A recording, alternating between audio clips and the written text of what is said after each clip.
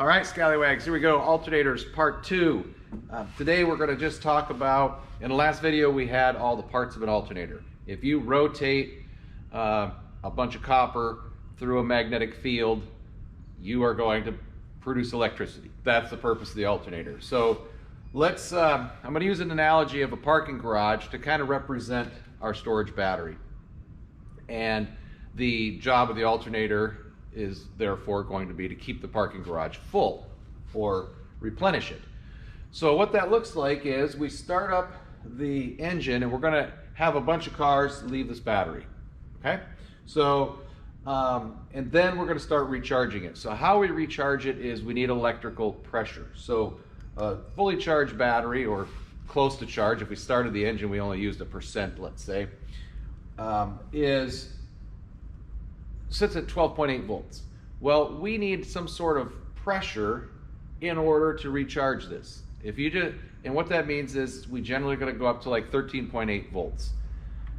A little bit of electrical pressure is going to push cars back into this garage. And so you've got that little bit of pressure. You can imagine an access point with somebody standing there taking your money to park in this parking garage.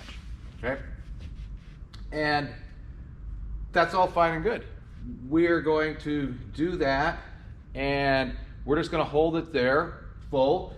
And as we are out cruising in the boat, the purpose of the voltage regulator is to not overcharge this battery. So you can imagine if we went to 15, 16 volts, 18 volts, and this parking garage is full, and I all of a sudden jam 40 more cars in there, and they're trying to park.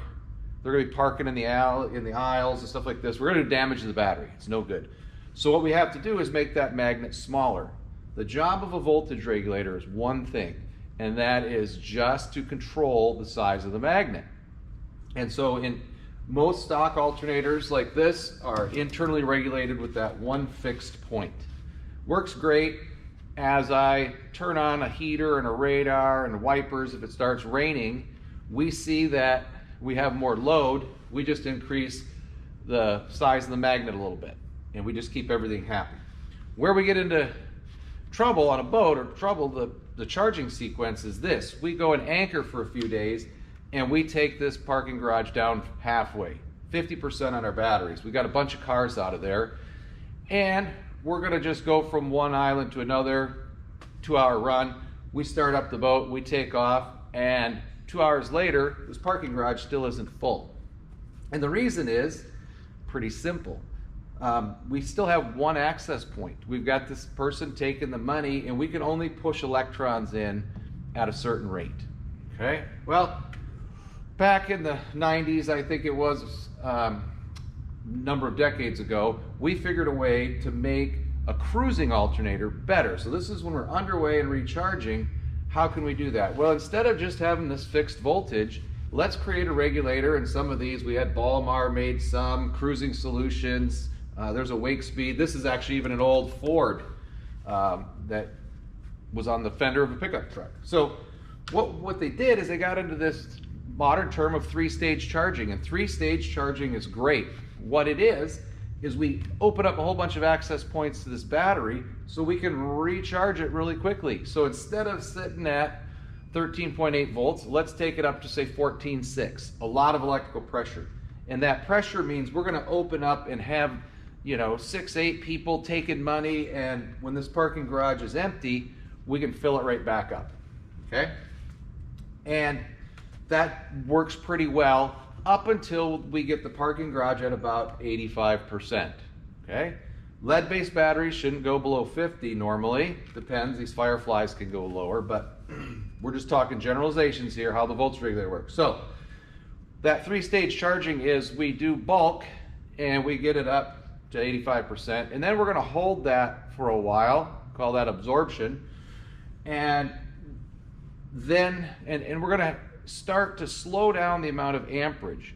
And that's just going to be a natural process that the battery happens, because you can always see what happens. You can imagine if this parking garage was 100 cars worth, we took out 50 of them. When we get to 85, 90 cars, that percentage of it it's going to be hard for those last few to find their parking spots. So that's absorbed and it goes in there. And then the last thing that we do is float. And when we're in float, it basically says battery's full, right? Parking garage is full. Let's drop down back to our original stock alternator, maybe about 13.8 volts. And we will just, a couple cars leave, right? Electrons leave, and we put them back in, and we just keep the battery charged. So this 3-stage regulation really helped. And then we added some other features for battery temperature and alternator temperatures, okay, similar to this right here. And the reason we did that is because obviously we started getting higher and higher output alternators because we put in great big house battery banks, and then we need to recharge them fast. We need enough energy to do that. And so it worked really well. So one of the cool things that's new that I really like, Alan and Rick from WakeSpeed were here yesterday, and we're working on this big lithium project. So you can see these lithium batteries behind me and a BMS and all that. We're running a Mark Grasser 220 amp alternator, which has the diodes pulled off in the bulkhead to keep it cooler and to get the output. The beauty of this alternator is this is going on Instructor Woody's boat. He has, like a lot of these modern sailboats, not a lot of room in the engine. So he can't put a big external alternator on. He has to stick with the kind of the factory size, the footprint. And so works great. We've coupled it with this WS500. Look inside of here. This is still a voltage regulator. It's what should have been called the smart regulator. It's got a lot of stuff in there. I don't know, Al's a super smart guy. I don't know how the electronic bits work, but what I do know is this thing is really super smart. And so what I mean by that is as our charging systems are getting more and more complicated, we can do a better job of charging batteries as long as we give it a lot more parameters. So in the old voltage regulators, they had, what we called 3 stages, which was really about 2 set points on voltage, maybe 3 set points, and it worked much better than anything we had. Now we're in the future. We've been playing around with this thing for over a year and a half, 2 years, and this new WS500 is slick. So what Al has done is this. You have to also understand part of why it works is batteries have what's called a charge acceptance rate. It's their car. And that rate is going to change based on how full the battery is. And if you imagine our parking garage again, we can put as many cars as we want. We're going to have this upper threshold and be jamming cars in. There's going to be a natural dip when people have to start circling 1 or 2 times to find a parking spot. So as the battery gets charged, it's going to hit that threshold and the current is going to start to dip.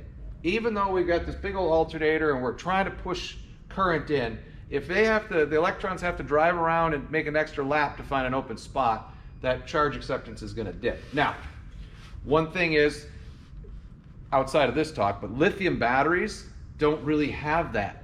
Lithium is, you could imagine your parking garage being this nice big open area in front of the airport or your place of work. And as you drive up in your car, you can just see, and they're just open slots, and you just come and go. We don't have to put it in a big 5-story circle thing and underground where it's difficult to get to. That's what lithium is like. So visualize that, just in and out, super easy. So, anyways, this charge acceptance. So what the WS500 did is it said, let's monitor lots of parameters. And one of the big ones that it added was it does voltage, it does battery temperature, it does alternator temperature, just like this right here. But the big thing is it added a shunt right here to monitor current. Because what you do with this, you take your smartphone out, you get the app, boom, you plug it into the regulator and you tell it, what do you have? What kind of batteries?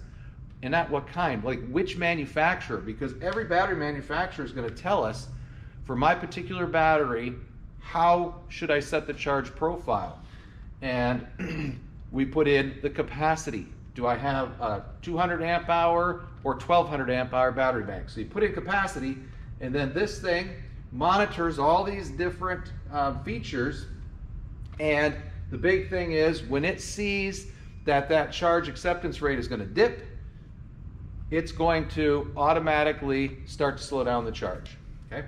It also, on temperature, is really slick.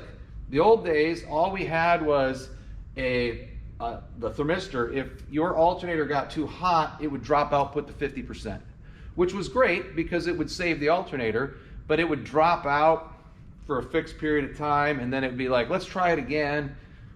What WakeSpeed does, because we now have a little smart processor, a circuit board, is it watches temperature, and as the temperature ramps, it says, we were running this at 100 C for testing yesterday.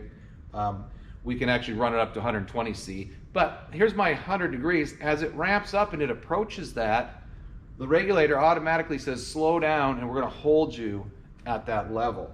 So you can probably tell we're pretty excited. A lot of features. It's CAN bus enabled, so it can actually, other equipment on the boat can talk to the regulator. It has truly went to the next level of what we need on these more complicated charging systems on our boats. If batteries are expensive, alternators, let's make a system that is really happy and really works. So this thing is still, remember, a voltage regulator only does one thing. It controls this blue field wire to make the magnet. But let's give it as much input as we can and make it be super smart. So all of us instructors are putting these on our boats because we really believe in this technology and we know about it. So